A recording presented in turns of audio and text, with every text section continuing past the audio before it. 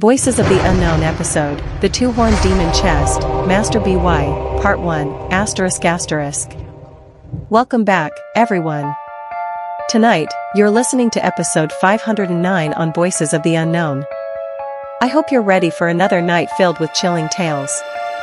On this channel, we share eerie stories of dark sorcery, cursed charms, haunted love, and the restless spirits that linger among us.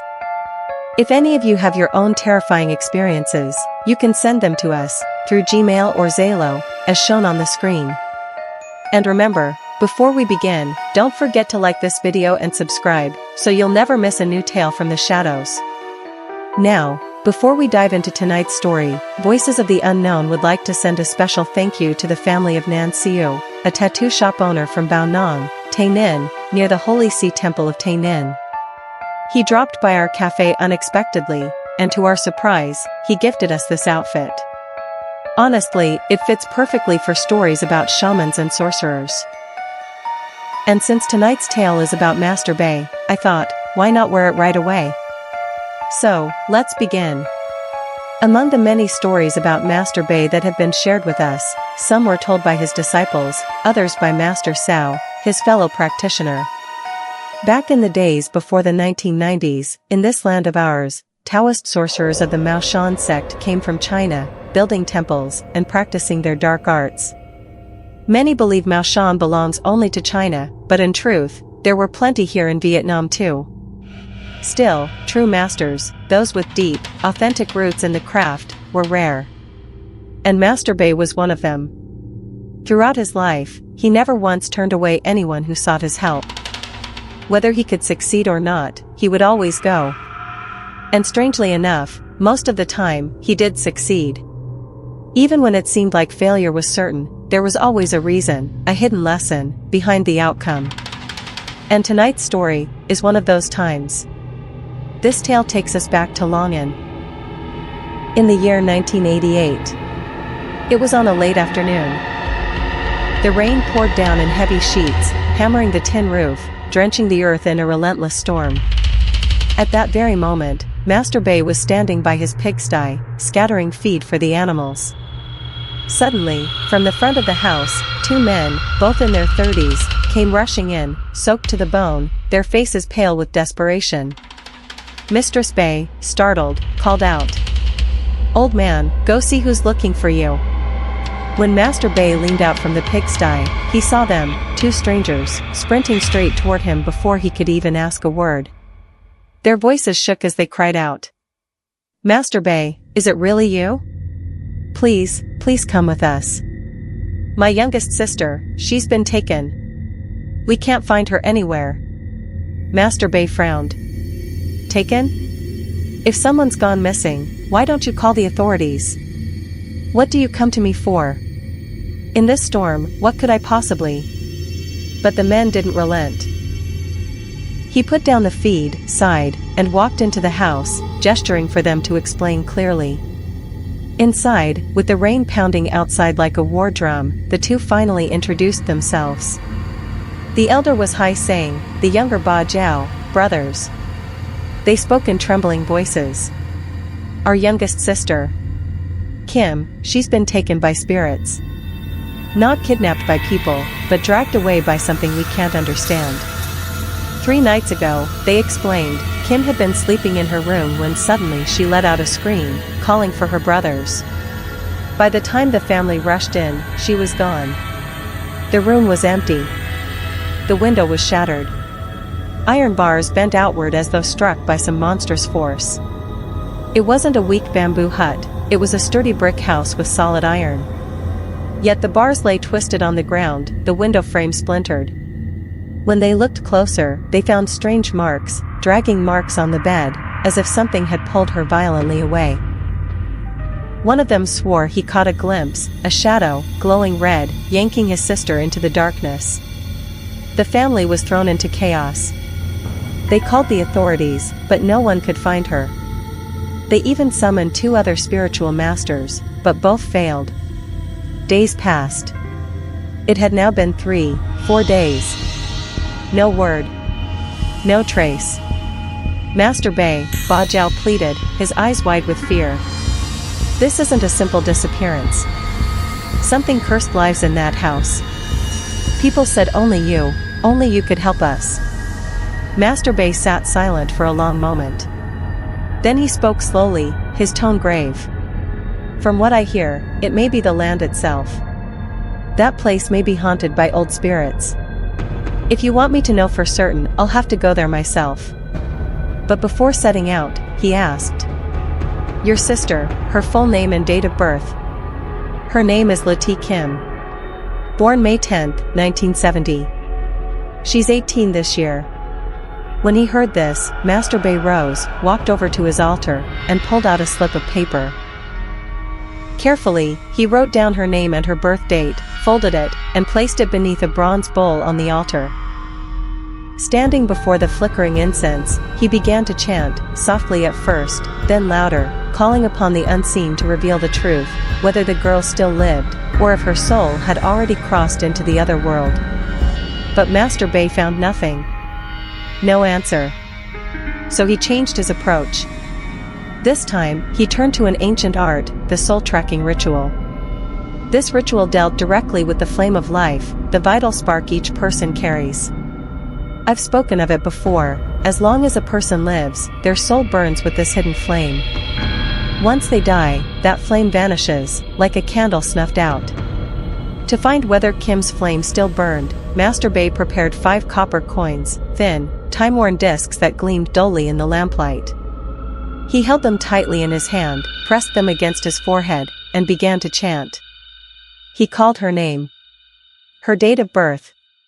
The sacred incantation of the soul-tracking spell. Over and over he whispered into the void.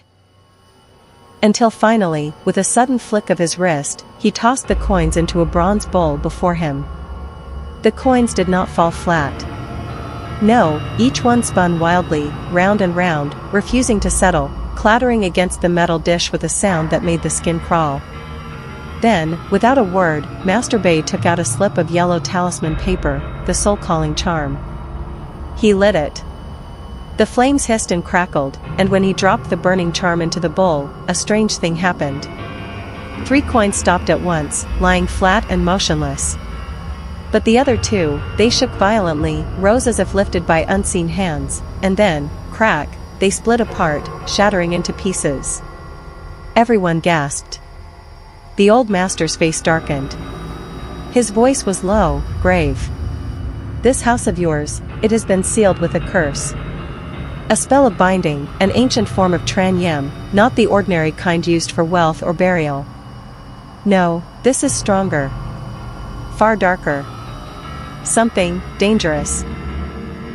He paused, his eyes fixed on the fractured coins. The girl's flame of life still flickers. Weak, but not gone. That means she is alive, for now. But she is being held. Kept by something. He stood up, decisive. We cannot wait here. I must go to that land. First, to bring back the girl. And second, to uncover who buried this curse beneath your house. This sealing, this Tran Yem, is powerful. Too powerful to ignore. At that, the room fell silent. The rain outside seemed to grow heavier, drumming like the heartbeat of something vast and unseen. The broken coins had told enough. This wasn't merely a curse to guard treasure. No, there was something else. Something hidden. On the way to the brothers' home, Master Bay questioned them. His voice was calm, but heavy, as if testing their souls. Tell me, has your family ever done harm? Wronged someone deeply enough to bring this fate upon you? Because what I sense here, it reeks of karma. A debt, long unpaid. But the brothers swore, almost desperately. No, Master. Our parents, our siblings, we've never done anything evil. We've wronged no one. There is no reason for anyone to torment us like this. Then, after a pause, one of them added. But, there is something about our family's past. They explained, from the time of their grandparents, their lineage had been wealthy. Prosperous beyond measure. But strangely, in their parents' generation, and now their own, all of that wealth had vanished. Back in our grandfather's time, Hai Sang said, he was known as Ong Ba Thien, the richest man in the entire area. I still remember, when I was a child, father told us, grandfather owned a massive workshop weaving straw mats, and a great distillery for brewing liquor. The place was always crowded, merchants coming and going day and night. He had everything. But wealth is fickle. The year their grandfather fell ill, the decline began. Their parents could not continue his fortune. The mat weaving business dried up. The liquor trade collapsed. Worse still, alcohol had become restricted, forbidden by law. From wealth to ruin, Ba Jiao said bitterly. So ruined we had to sell off the land. Whatever we touched, it failed. Business died in our hands. Father said, it was like a curse. Their voices trembled as they walked in the rain, the shadow of their families passed heavy on their shoulders. Master Bei listened in silence. His brows furrowed. His instincts told him, this was no mere coincidence. Such sudden rise and fall, wealth that vanished like smoke, often meant something buried, sealed long ago. A secret kept beneath the earth. A curse bound with blood and spirits. And now, it had come back to collect its due. In the end, the family thought, why not sell the old workshop? The house where mats had once been woven, if no one could make use of it, then let someone else take it. They needed money, after all. Money to start anew. But no one would buy. People came, looked, and fled. The whisper spread quickly, that land is haunted. No one dared set foot inside. And truthfully, the family themselves had already felt it. Shadows, whispers, the chill of unseen eyes. Long before the grandfather died, spirits had already begun to stir in that place. Master Bei asked quietly, and your grandfather, how long has he been gone? The brothers exchanged a glance. Over 20 years now. We were children when he passed. I was barely 10. They hesitated, then told him something more. It was during his 49th day ceremony. That night, I dreamt, no, I saw him. Grandfather. He came back. He walked straight into my room, touched my shoulder, and said, tell your father. Do not let anyone dig ponds or plow gardens on this land. If they do, the feng shui will be broken, and the family will die. He said it exactly like when he was alive, stern, commanding, scolding us as if we were still children. Then he vanished. I woke in terror. The boy told his father everything. But at the time, no one paid it much mind. They had no plans to dig ponds or open gardens anyway. But only a few days later, disaster came. Next door, their neighbor, old Nam Loi, decided to dig a fish pond. His field lay right against the family's boundary. The brothers' parents knew, but said nothing. It was his land, after all. Back then, ponds were dug by hand, hose, shovels, sweat and mud. No machines. Within a day or two, he had carved halfway through the ditch. And then, it happened. A scream. Shouts. Chaos. They ran outside to see the workers clustered around a gaping hole. Their hose had struck something hard. Something buried. A coffin. It lay exactly on the boundary line. Half under the neighbor's land, half beneath their own. The stench of rotten earth filled the air. Children, parents, neighbors, all stood frozen, staring at the splintered wood of the unearthed casket. And from that day on, nothing was the same.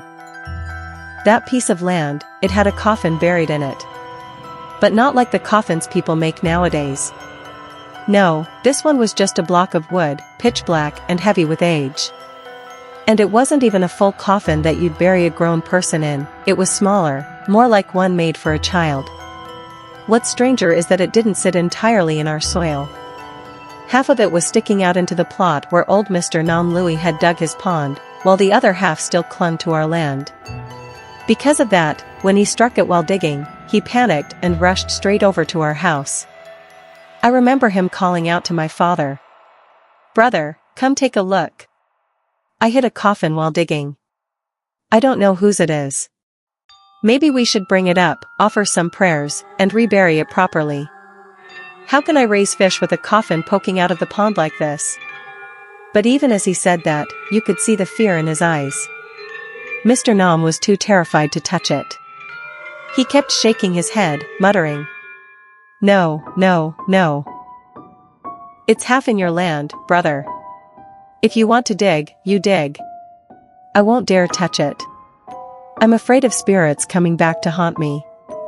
So he left it there, half buried, half exposed, abandoning the pond he had started. The ground still raw, mud still wet, and that black coffin wedged right between his land and ours. I was just a child then, not supposed to be near such things. But I remember clearly, standing in the shadows, peeking.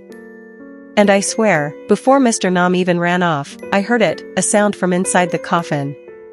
A dull, heavy thump. Like something knocking once from within. Did my parents hear it too? I don't know. They never said. But I did. And the moment that sound came, Mr. Nom bolted, abandoning everything. Now, because half of that coffin lay on our side, my father and his younger brother, Uncle Ba, couldn't ignore it. "What if it's our ancestors?" they whispered. "We can't leave them exposed like this. Better to dig it up, light incense, give it a proper resting place." So the two of them began digging. Slowly, carefully, pulling it free from the earth. And here's the thing, when they unearthed it, they saw chains, thick, rusted chains, wrapped around the coffin. 2, 3 lengths of them. Some already snapped, maybe from the digging tools cutting through them. But still, who would bind a coffin in chains? My father and Uncle Ba didn't think much of it at the time. They just hauled the coffin up, left the broken chains buried in the mud, and placed it aside for the rites. But I remember those chains. I can't forget them.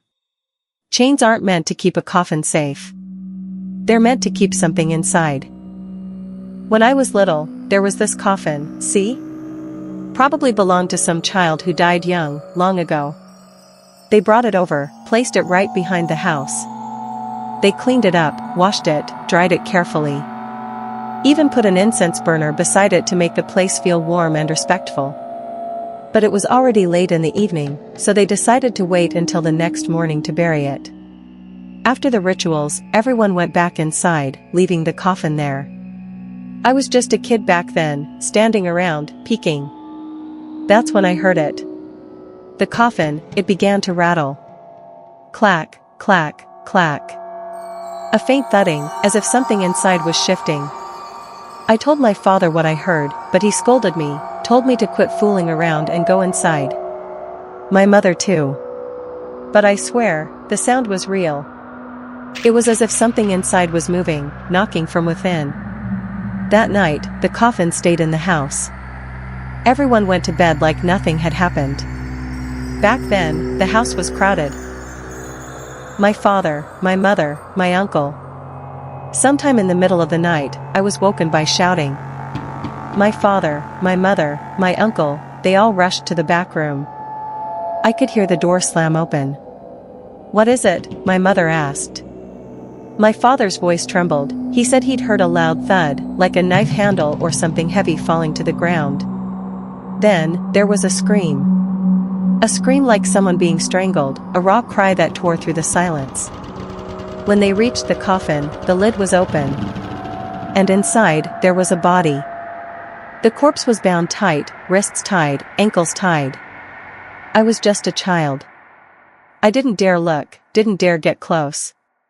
But I saw my parents panicking, rushing to wrap the coffin back up with cloth, and then, they buried it that very night, without waiting for morning. The next day, the grown-ups whispered among themselves. They said the body was small, like a child's, but tied up like a prisoner. No one could even tell if it was a boy or girl. Kabe asked, "And after you buried it, did anything strange happen in your house?" Of course it did. That's why we came looking for him. That same year, my mother was pregnant with my younger brother. Only 3 days after burying that coffin, she started being tormented. Haunted. Back then, our house had a tiled roof. My mother said that in the dead of night, she heard it, something pattering, scraping above her. Thump, thump, thump. Like someone was crawling across the roof tiles. The sound grew louder, heavier, like footsteps. She nudged my father awake. "Go outside," she whispered. "Something's on the roof." My father stepped out into the yard. He looked up. The night sky was silent. The roof, perfectly still. But my mother swore she had heard it. Something up there. Something that wasn't supposed to be. When my father first went outside to check, he didn't see anything unusual on the roof. He thought maybe it was just my mother, restless from her pregnancy, imagining things. But not long after he lay back down, she jolted awake again. She whispered, trembling, "I heard it. I heard voices, whispering, right outside in the yard, like someone trying to call us, but they couldn't get through." Frustrated, my father stormed out once more. The moment he flung the door open, he froze. There, clinging to the rooftop, was a face. A grotesque face sliding down from the peak of the house, crawling backward, its eyes locked on him. The head was enormous, bloated, as if it were the size of a great woven tray. He screamed. Everyone in the house woke at once. Uncle Ba, who was still living with us at the time, rushed in and asked what had happened.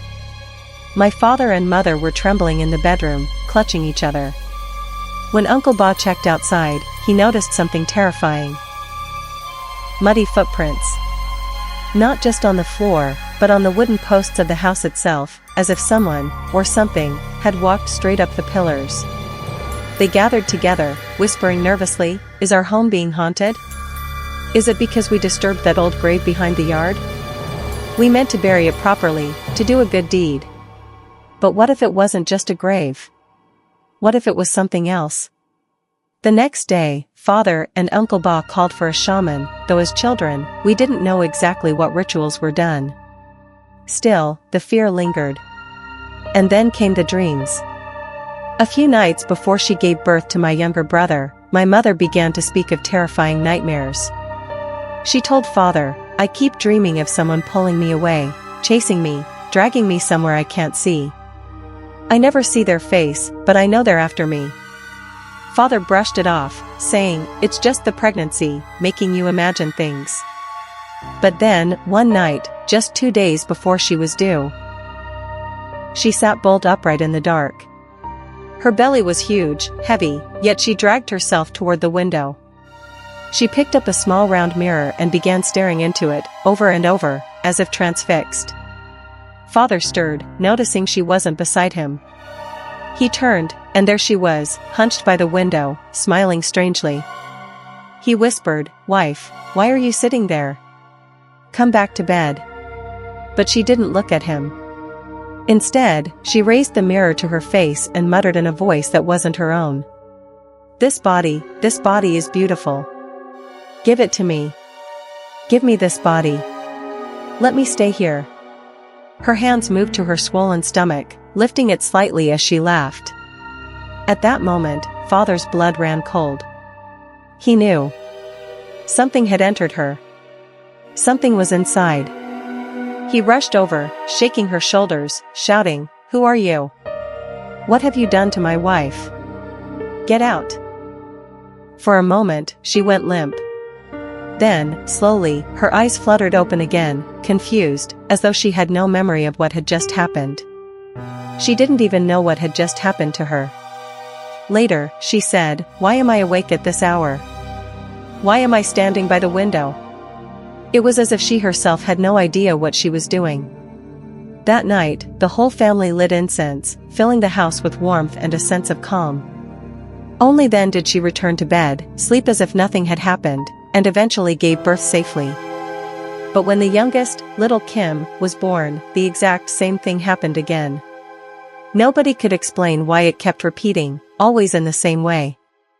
Just a few days before giving birth to Kim, her belly had grown large.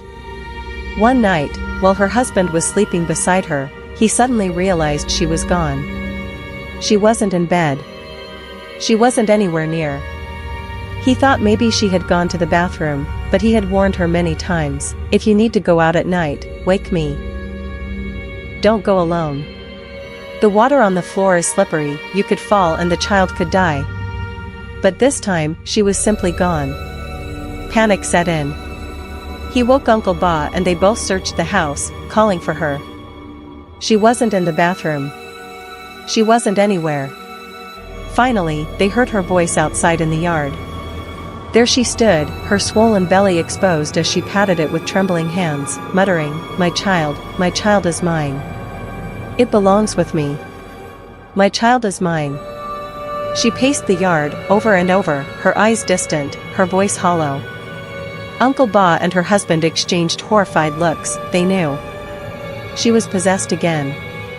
But why? Why did it always happen when she was pregnant? And this time, her words were different, chilling, "This child is mine." Pregnant, yet laughing and running wildly across the yard, clutching her belly as if protecting something unseen. For a moment, it seemed she might collapse right there, maybe even deliver the baby on the cold ground. Both men rushed to hold her up before she fell.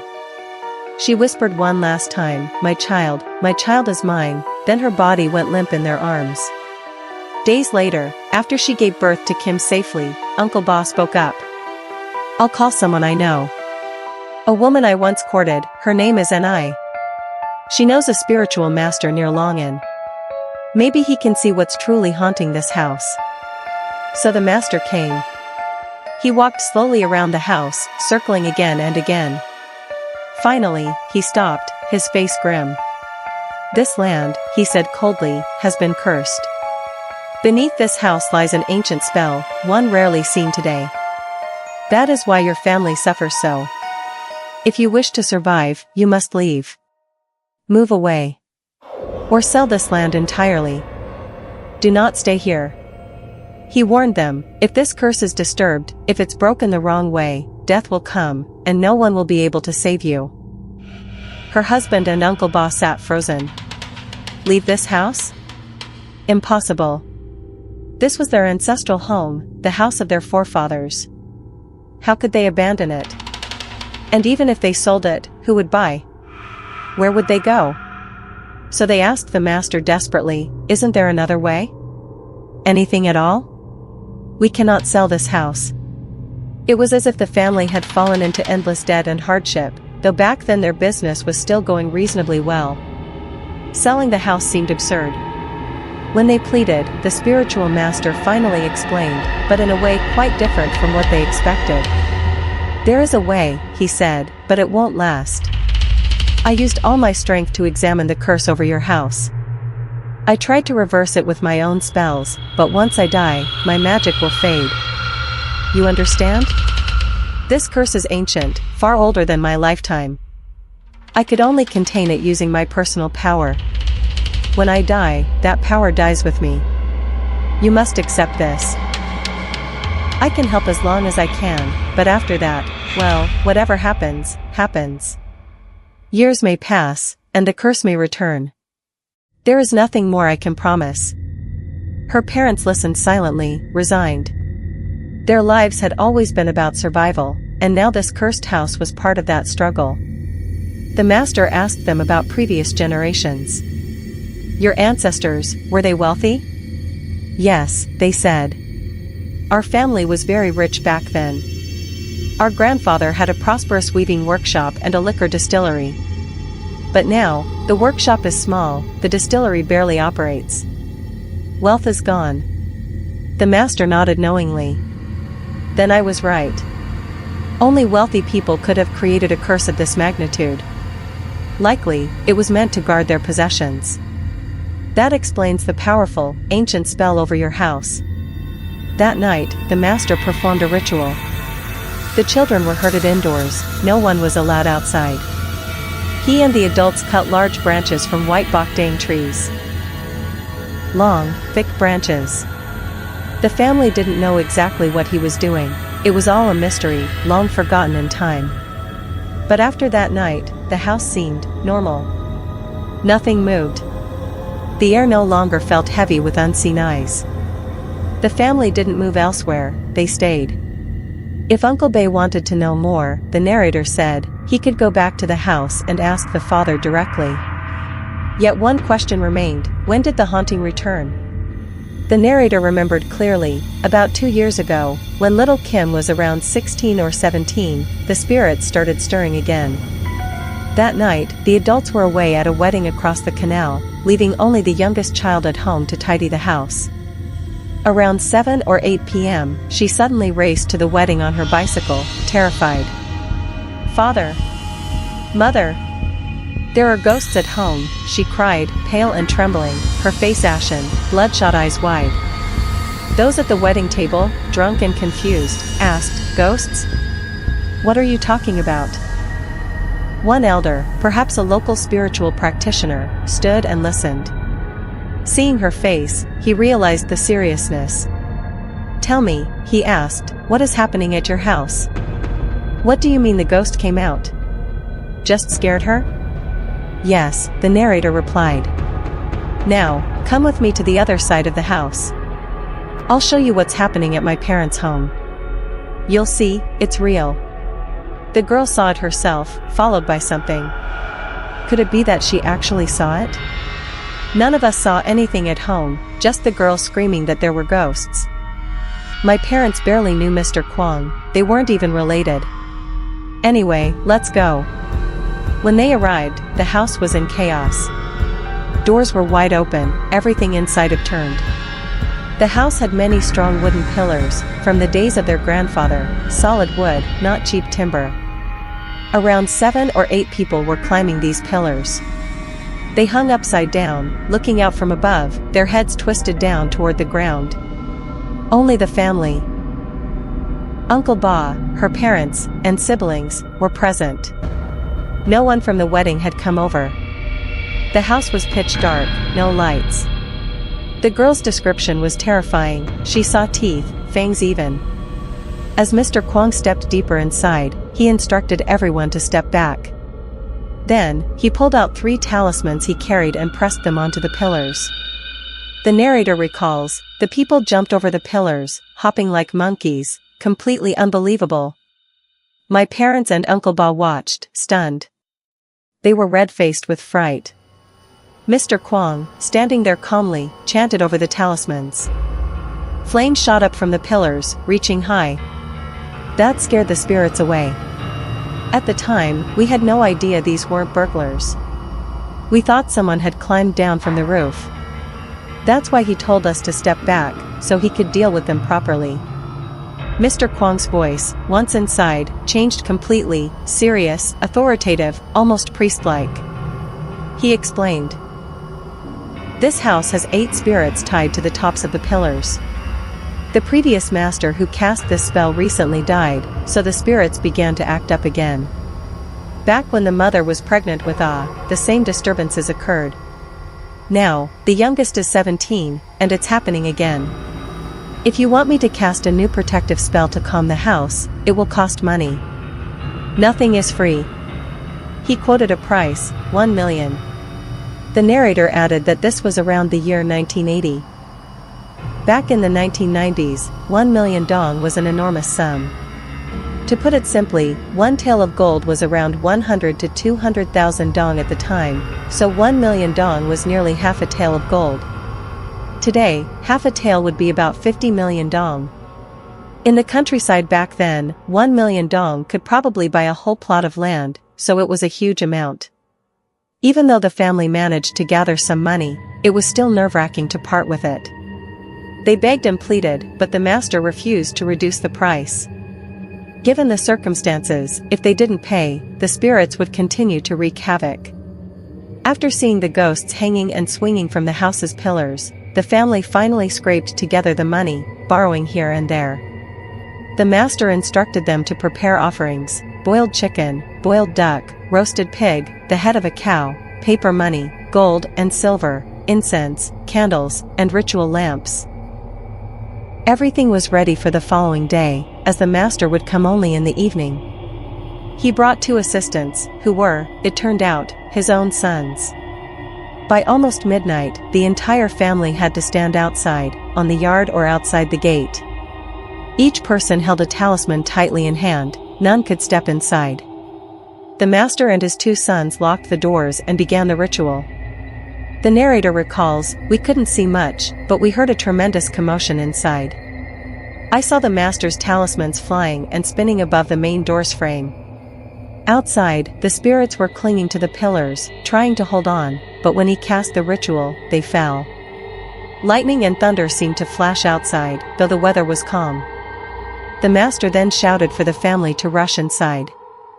The narrator saw the master holding a large ceramic jar. Looking back at the pillars, all the spirits had disappeared. The master said, "I've trapped all 8 spirits in the jar." After the ritual, everything was quiet. The youngest child, Oot, went to take a bath in the evening. Suddenly, she screamed, the child's legs slipped out, and she fell in the tub as if someone had pushed her. Her parents and Uncle Ba rushed to her. If they had been even a moment later, the spirits from neighboring houses might have harmed her. They quickly wrapped her up and ensured she was safe. When Oot Kim finally came to her senses, she realized she was still in the bathtub. She could hear someone moving outside the bathroom. Then, she heard her name being called, Oot Kim. Oot Kim. Luti Oot Kim. Luti Kim. The voice was clear, calling her full name. She didn't dare lift the curtain, she stayed crouched and hidden. After a while, she peeked again and saw an entire figure. She panicked, she couldn't tell if it was male or female. Its skin was black, its head had horns like a water buffalo, perfectly matching a buffalo's head. The entity reached out and grabbed her neck, lifting her slightly off the tub. She almost fainted, but it wasn't the grip that made her pass out, it was sheer terror. The master later explained that he had captured the spirits causing trouble in the house, but this one with the horn was different. It wasn't an ordinary spirit, it was a powerful entity, stronger than the previous 8 ghosts they had trapped. To subdue it, they would need another payment of 1 million dong. This time, the ritual included cutting a bit of Oot Kim's blood and pouring it onto the altar. The master said it was to lure the horned spirit out. He didn't say whether he managed to trap it entirely that night, only that the house would be peaceful for now. The family was reassured to continue living normally. But, just like before, the calm didn't last long. Within a week or 2, the master was already rowing out to check the fields, ensuring the ritual held, preparing for the next evening when he would continue monitoring the house and the spirits. When the master returned home, everyone was anxious. They went out to look for him in the fields, only to find him lying in the muddy embankment. People nearby saw him and helped pull him up, they thought he had drowned, but he wasn't dead. He hadn't inhaled water or anything, he just lay there all day. The family knew there was only one person who could handle this, Master M. Kwong. But he demanded another million dong for the ritual. At that time, 1 million was a huge sum, it could buy half a tael of gold or even a piece of farmland. Despite the cost, they had no choice but to comply. The master instructed them to prepare offerings, boiled chicken, roasted duck, a whole pig, the head of a cow, ceremonial paper money, incense, candles, and farming tools. The next evening, he arrived with 2 of his sons to perform the ritual. The family was told to stay outside while they worked. They carried a clay figure representing the father, who had been held by the spirit in the field. The figure was placed on top of him to call back his soul. The ritual involved chanting, offerings, and various ceremonial actions, all designed to bring him back fully to life. Hours passed, and finally, the father regained consciousness. Interestingly, the master's son who helped perform the ritual didn't ask for money, he only wanted permission to court Oot Kim. The parents were understandably shocked, they barely knew him. But he persisted, claiming he had liked her for some time. The parents finally allowed the acquaintance to happen, emphasizing that Oot Kim had the right to choose. Even more recently, just over a week ago, the father and uncle heard footsteps on the tiled roof again. The sound was unmistakable. They went outside and saw a figure crouched on the roof, clearly visible. It ran along the roof toward the edge, descending behind them. Terrified, they ran inside. Fortunately, a talisman had been hung at the main gate by Master M. Kwong. The figure recoiled, scared, and fled, leaving them unharmed. Back at the house, the family had been enduring the haunting until just 3 days ago, when Ut Kim went missing. The spirits had struck again, and nobody could stop them.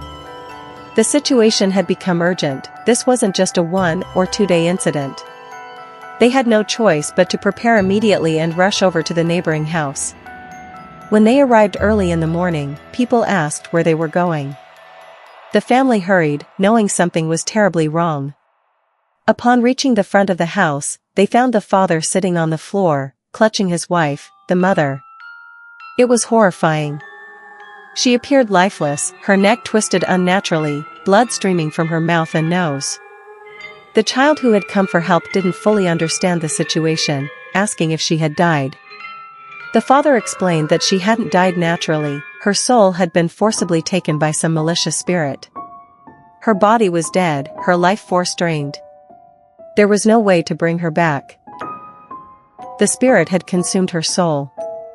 Biologically, she was dead, and no ritual could restore her life.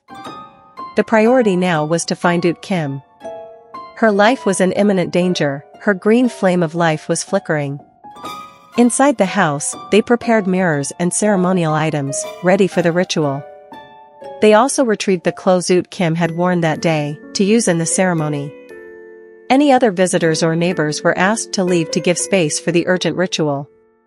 At this point, the first part of the story concludes. But the haunting and the battle against these spirits were far from over. The family had to save Ut Kim and confront the malevolent forces threatening their home. Before we end this chapter, don't forget to like and subscribe to this YouTube channel for the latest true scary stories. Leave a comment if you enjoyed the story, and stay tuned for the next part of Voices of the Unknown. Goodbye for now.